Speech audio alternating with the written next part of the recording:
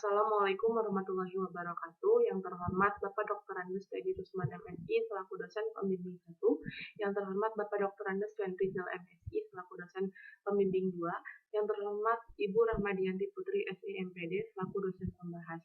Izin memperkenalkan diri, nama saya Melinda, NPM 1813031001, mahasiswa Pendidikan Ekonomi angkatan 2018.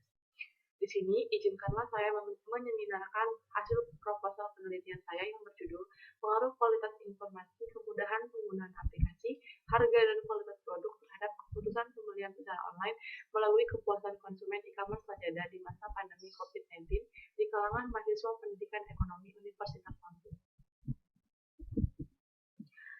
Baiklah, di sini ada 3 pokok pembahasan. Yang pertama, di bab 1 akan dibahas mengenai latar belakang masalah. Yang kedua ada identifikasi masalah, yang ketiga ada rumusan masalah, dan yang terakhir ada ruang lingkup. Di bab 2 akan dibahas mengenai tinjauan pustaka, penelitian yang relevan dan hipotesis. Dan di bab 3 akan dibahas mengenai jenis dan pendekatan penelitian. Yang pertama adalah latar belakang. Dilansir dari konten.go.id, Yayasan Lembaga Konsumen Indonesia atau YLKI mengungkapkan selama pandemi berlangsung, belanja online yang dilakukan oleh masyarakat mengalami peningkatan. Melansir data dari Indonesia E-commerce Association atau IDEA dan We Are Social menunjukkan jika belanja online di Indonesia mengalami peningkatan sebanyak 25% hingga 30%. Hal ini terjadi karena kebijakan pemerintah untuk melakukan social distancing dan mengurangi mobilitas yang mengharuskan masyarakat memenuhi kebutuhannya dengan melakukan belanja secara online. Platform belanja online atau e-commerce menjadi andalan di masa pandemi COVID-19 untuk mendongkrak penjualan. Besarnya peluang pada e-commerce menyebabkan persaingan yang sangat ketat antara e-commerce satu dengan yang lainnya. Banyaknya jenis perusahaan e-commerce yang ada di Indonesia serta beragam jenis layanan yang ditawarkan membuat para konsumen bebas dalam memilih e-commerce yang mereka akan kunjungi. Beragamnya jenis perusahaan e-commerce yang ada di Indonesia menyebabkan kompetisi yang ketat antara e-commerce satu dengan yang lainnya.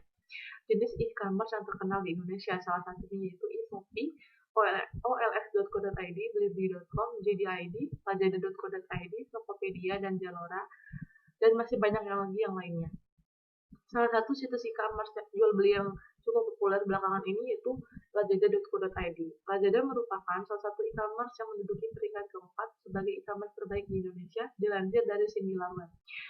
Berdasarkan kunjungan pelanggan yang terjadi pada kuartal 1 tahun 2021 dengan traffic SAR 7,11%, pada kuartal 1 tahun 2021 menunjukkan jumlah pengunjung web bulanan Lazada mencapai 29,75 juta pengunjung. Maraknya berbagai jenis e-commerce di Indonesia maka akan membuat satu fenomena bisnis yang terjadi, yaitu para konsumen akan lebih selektif dan kritis dalam memilih jenis e-commerce yang dipakai untuk berbelanja. Terbukti dari data yang dikutip dari eprice.co.id mengenai jumlah pengunjung web bulanan e-commerce tahun 2018 sampai 2021 yang terus mengalami persaingan antar e-commerce satu dengan yang lainnya. Lazada sebagai e-commerce dengan peringkat keempat e-commerce terbaik di Indonesia terus-menerus mengalami penurunan pengunjung di bawah pesaingnya seperti Shopee, Bukalapak, dan Tokopedia. Pada tahun 2018 kuartal 4, jumlah pengunjung bulanan Lazada mencapai 58.288.400 pengunjung. Namun terus mengalami penurunan yang sangat signifikan hingga kuartal 2 tahun 2021 mencapai 27.670.000 pengunjung.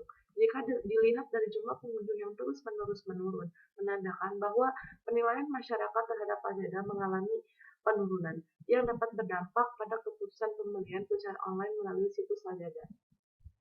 Hal ini menjadi ketertarikan peneliti untuk meneliti bagaimana Lazada bisa mempertahankan eksistensinya dan posisinya sebagai e-commerce dengan peringkat keempat terbaik di Indonesia, mengingat terus-menerusnya jumlah pengunjung bulanan Lazada.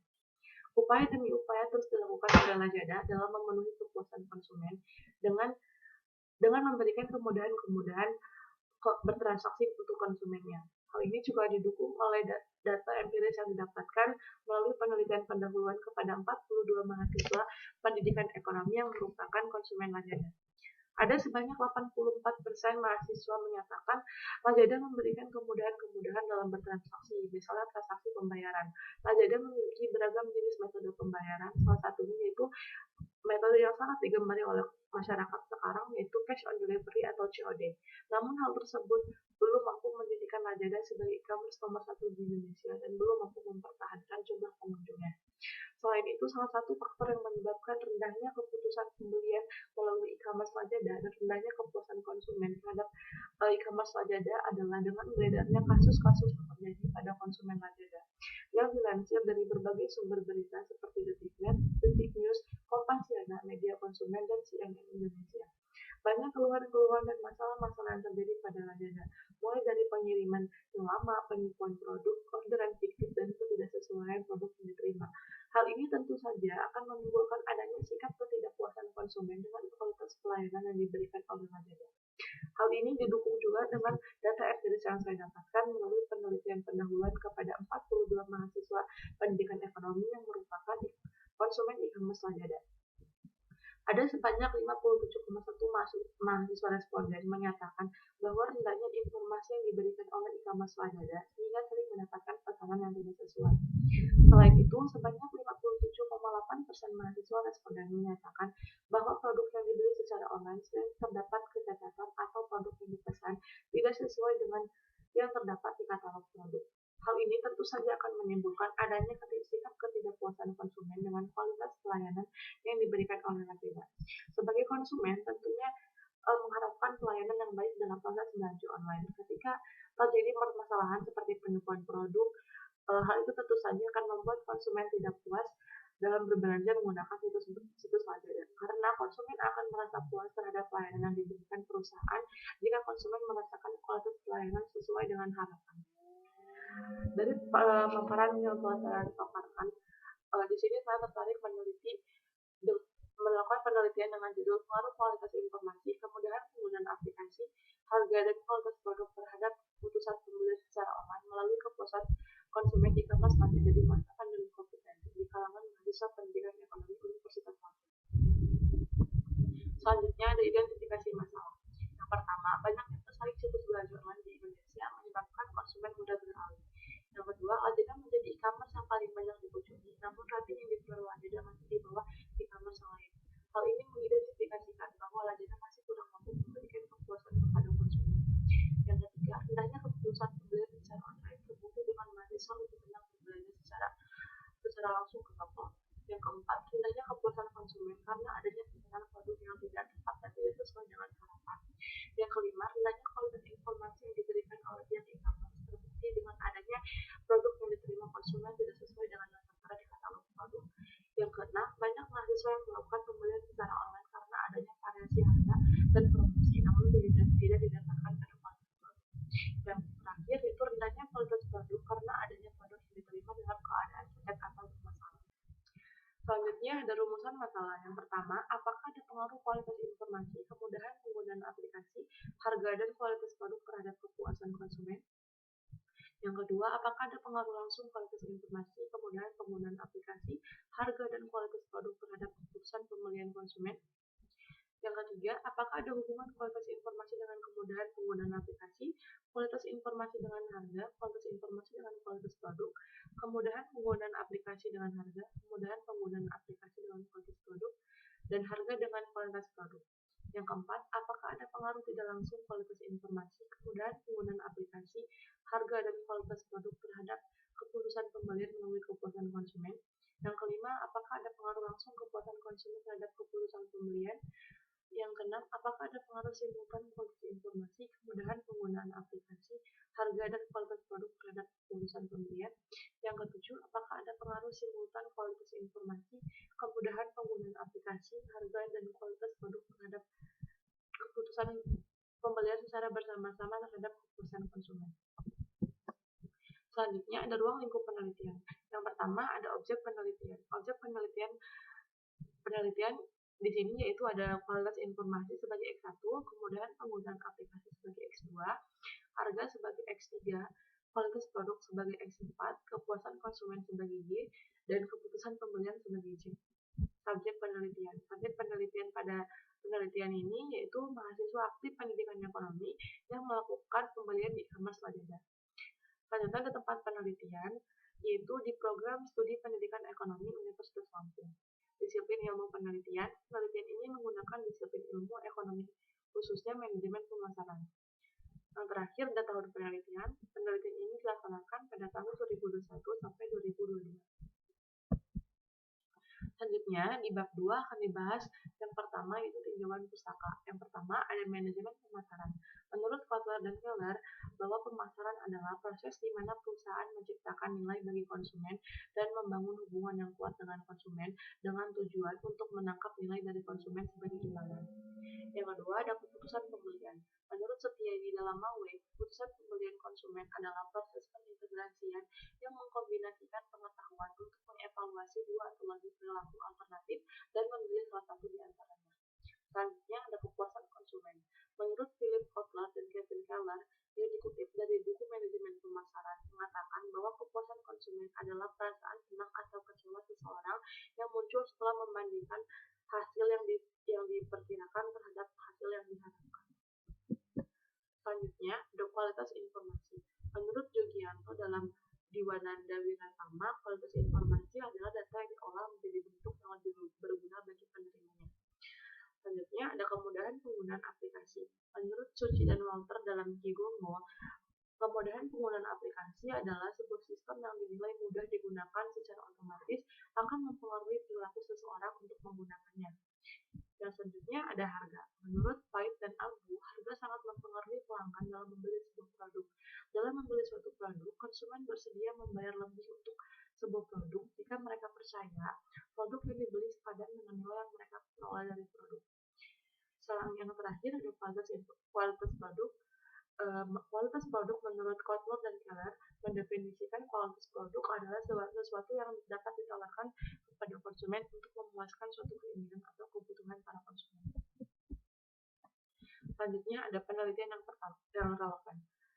Yang pertama ada penelitian yang diteliti oleh Meisha Putra, Priyanti, Indrawati, Cahyono, Jatmiko pada tahun 2016 dengan judul penelitian pengaruh kualitas informasi dan kualitas layanan terhadap kepuasan konsumen, studi kasus pada konsumen Lajada di Indonesia. Yang kedua, penelitian Gading Hidayat, Rahma, dan Siti Aisyah pada tahun 2019 dengan judul penelitian pengaruh kualitas produk, harga, dan promosi terhadap keputusan pembelian pada online shop Shopee. Studi kasus pada mahasiswa program studi manajemen Fakultas Ekonomi dan Bisnis Universitas Islam Malang angkatan 2016 sampai 2018. Yang ketiga ada penelitian Jepri Andri Sinaga tahun 2020 dengan judul penelitian studi tentang persepsi konsumen terhadap pembelian online saat pandemi. Yang keempat ada penelitian Muhammad Abdillah Imran Agus pada tahun 2021 dengan judul penelitian keputusan pembelian online saat pandemi COVID-19 di Fakultas Ekonomi dan Bisnis Universitas Dharma Andalas. Yang selanjutnya ada kerangka pikir. E-commerce menjadi tren berbelanja saat ini. Banyaknya jenis e-commerce yang ada saat ini memberikan kebebasan konsumen untuk memilih jenis e-commerce yang akan dipakai untuk melakukan belanja online. Namun dengan banyaknya kasus-kasus yang terjadi pada belanja online melalui e-commerce seperti penipuan dan ketidaksesuaian produk yang diberikan, penting bagi konsumen untuk menilai kinerja e-commerce dalam memenuhi kenyamanan dan kepuasan konsumen.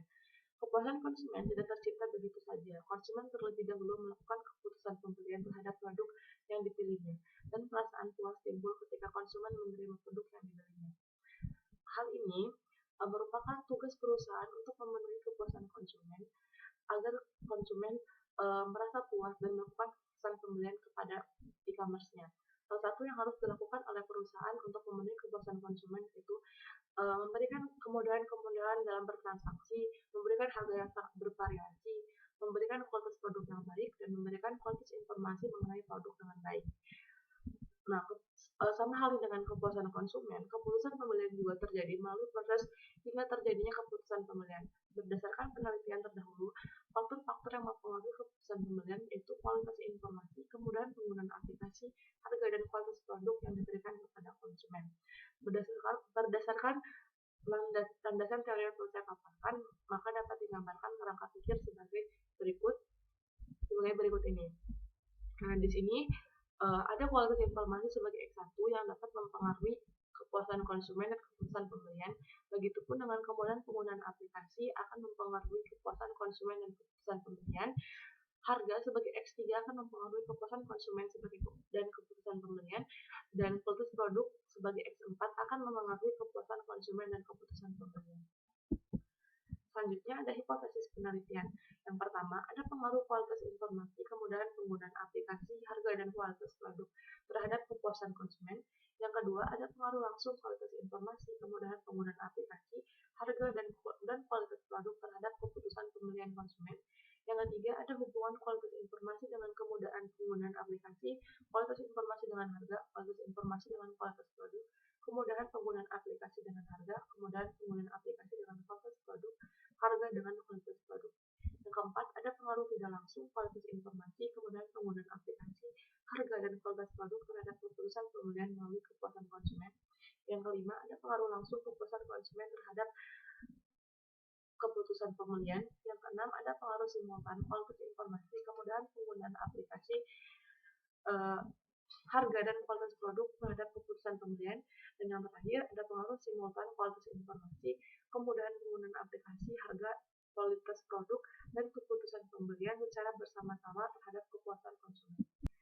Selanjutnya, pada bab 3 akan dibahas mengenai jenis dan pendekatan penelitian. Yang pertama, jenis penelitian. Penelitian ini menggunakan jenis penelitian deskriptif verifikatif dengan pendekatan ex post facto. Selanjutnya ada populasi. Populasi pada penelitian ini yaitu mahasiswa aktif pendidikan ekonomi yang merupakan konsumen e-commerce Sajada. Di sini terdapat data jumlah mahasiswa yang menggunakan e-commerce Sajada. Pertama, pada angkatan 2018 berjumlah 55 orang, angkatan 2019 ada 60 orang, angkatan 2020 sebanyak 67 orang, dan angkatan 2021 sebanyak 60 orang. Jadi, jumlah responden pada penelitian ini sebanyak 242 orang. Selanjutnya ada sampel.